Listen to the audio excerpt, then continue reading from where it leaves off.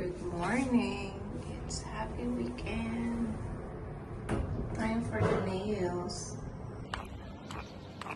Time check, it's 7:30 in the morning. Sobrang aga, pero ito lang kasi yung available time slot niya to do the service.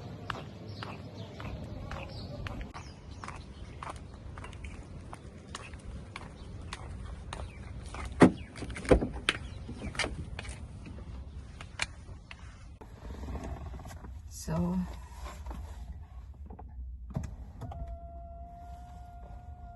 I'll be using my husband car kasi mas maliit siya compare sa akin.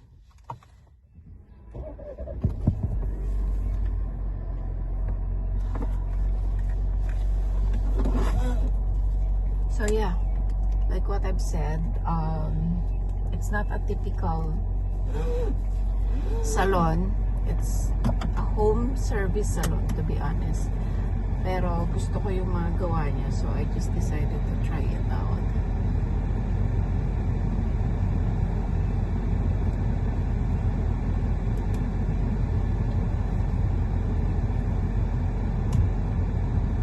So yeah, let's go!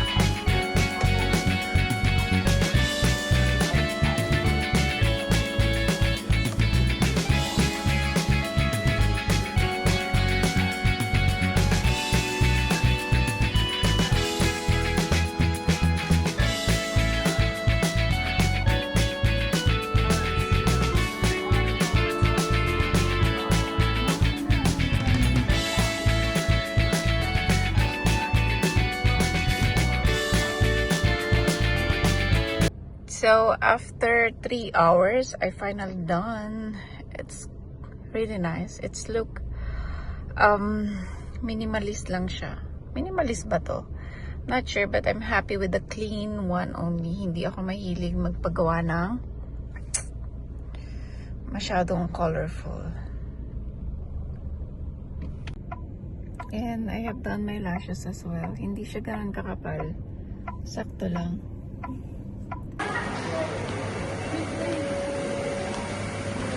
Driving back to home, it's just a quick stop over sa Carrefour to get a few berries like strawberry, raspberry, and blueberry para sa cheese board ko for tonight. We invited my hubby's auntie and uncle to pass by para to just have cheese and wine. Parang parte na rin siya ng celebration namin prior sa wedding anniversary. So, yun na rin yung pinaka-treat namin sa kanila.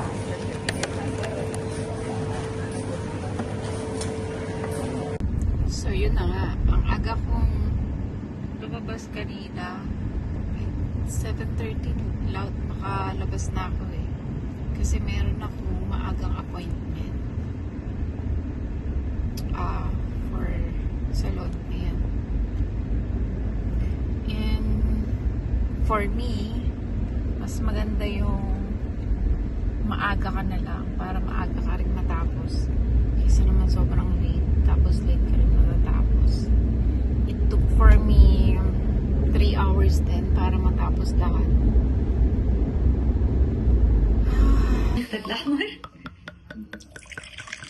Wait,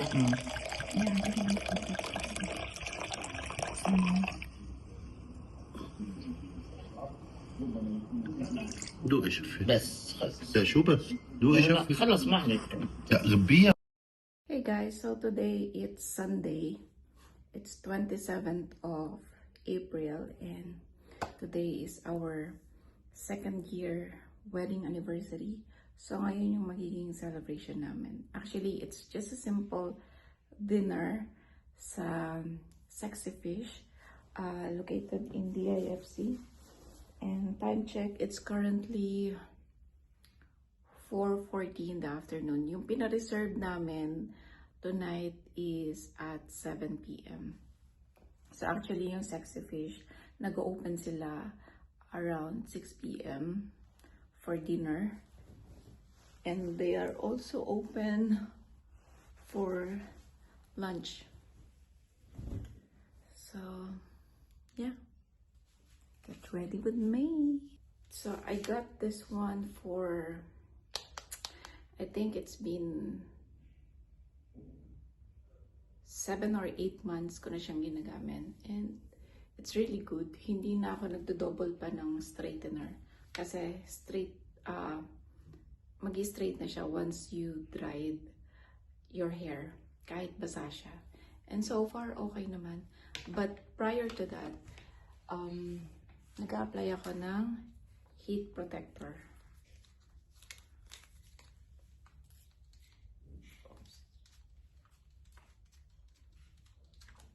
Kasi nagpa-protein treatment ako. So, sayang naman kung hindi ko siya alagaan.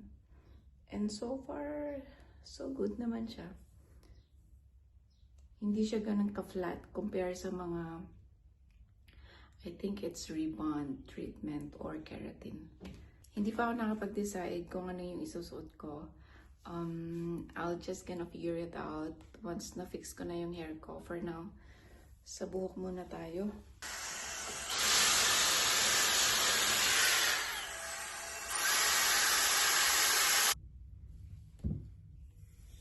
So, yun yung result after ng Dyson hair dry. Napaka-soft niya talaga. So, yeah. Let's do the makeup. Hindi ako yung magaling mag-makeup na tao. It's just only the basic one. Ang gamit ko lang yung toner, sunscreen, and ano pa ba? Yung primer, lipstick, so powder.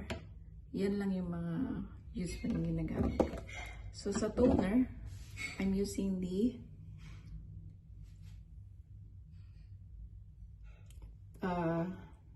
Tilbury, Charlotte Tilbury. And then sa concealer, Charlotte Tilbury din. And for my primer, yung OTWO. So far, okay naman to. Nasisinagan ako. Tapos, yung sunscreen ko, ano lang siya, Garnier. So, yan. So, first, nagto-toner lang ako. Glow toner siya. Ano lang. Gamit ko lang yung palm ko. Yan. Small amount. Then I'll just pop it.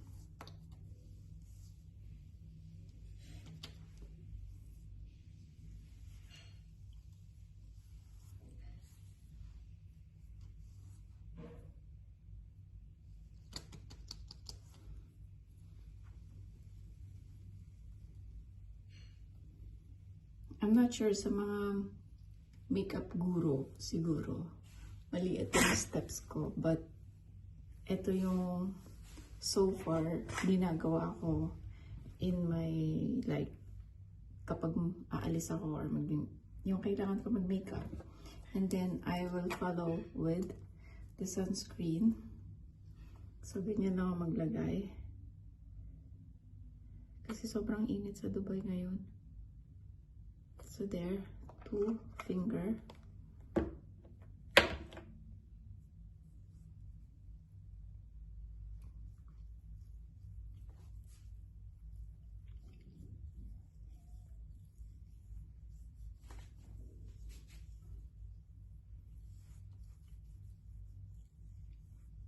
Never ko pa na-try yung mag-heavy makeup. Except nung wedding ko. Kasi pakiramdam ko hindi sa sobrang tapang ng mukha ko. Lalo na yung mata ko.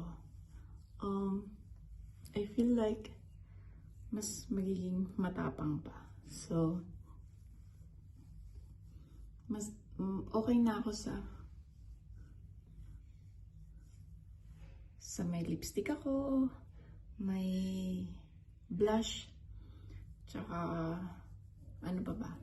Yung brows ko, your brows, yan, inaayos ko lang siya. Kasi makapal naman yung kilay ko.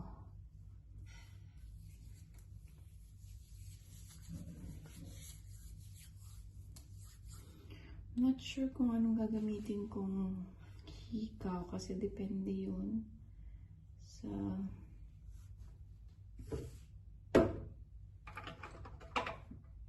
anyway, we'll decide later. So after that, gagamitin ko siya ng primer.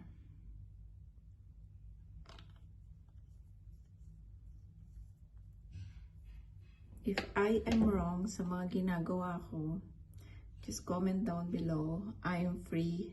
I am okay sa mga bash nyo. Malay nyo naman, di ba? Makakatulong pa kayo to improve it.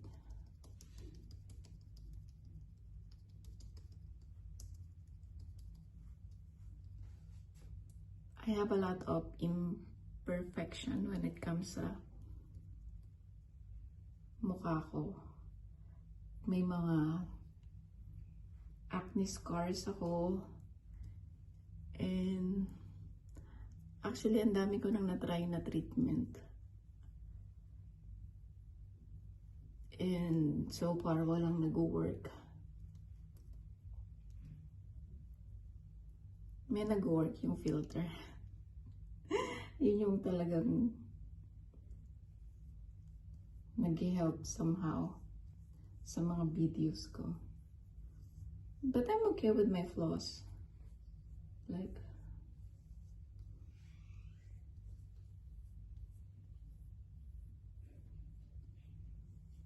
diba? I don't think na meron talagang perfect na tao. I mean, somehow meron silang imperfection. And for me, I've got used to it. And siguro it's just a matter of accepting your flaws. And I'm okay with that. So far naman, I'm okay. I mean, nakakapagtrabaho ako. Hindi naman siya ganun ka-big deal for me. Kasi,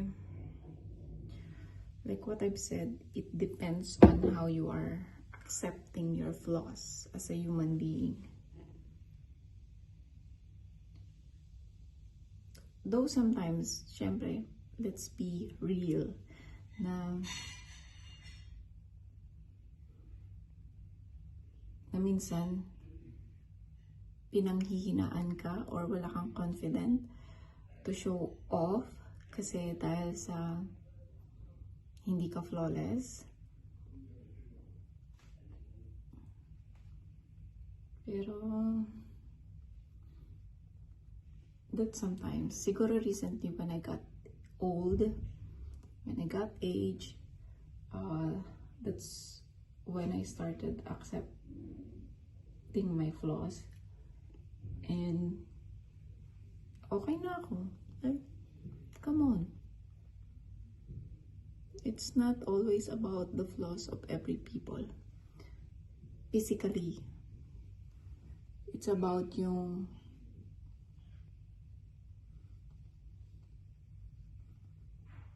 how you deal with people, how you interact with people. Yung hindi ka nang i-stress ng ibang tao.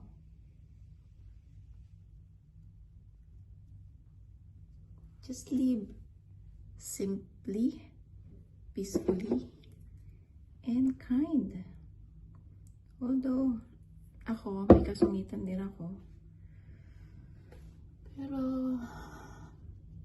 namamanage naman. Not all the time. Dami kong daldal. Daming time magdaldal, no? Just taking advantage with the opportunity habang nagpe-prepare tayo. Kasi minsan lang naman to na magdadaldal ako.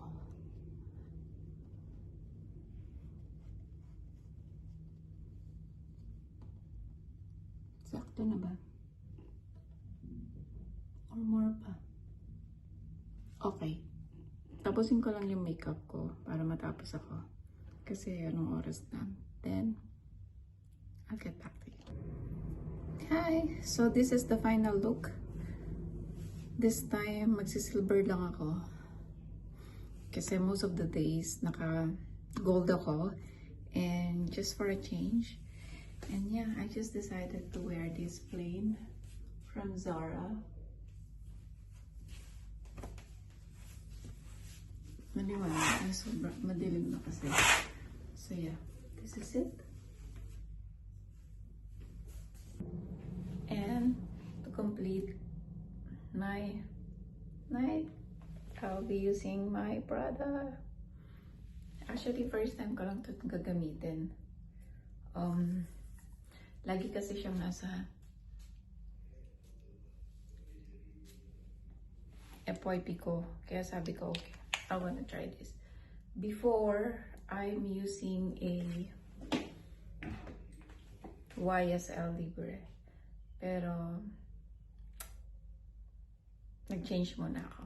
Actually, itong mga to, and these are my perfume.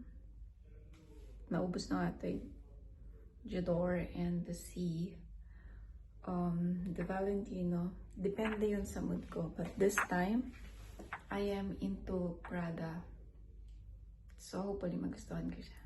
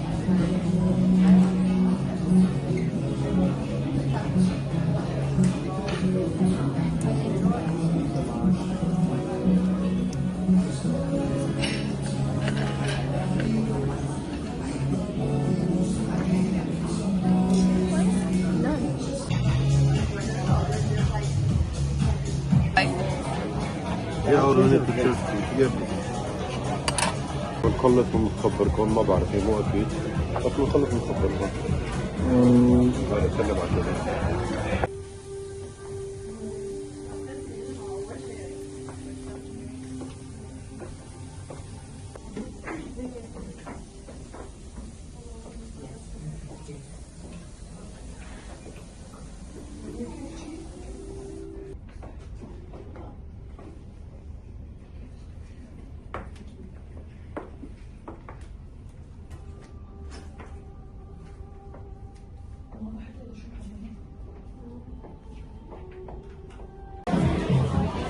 Happy sexy anniversary.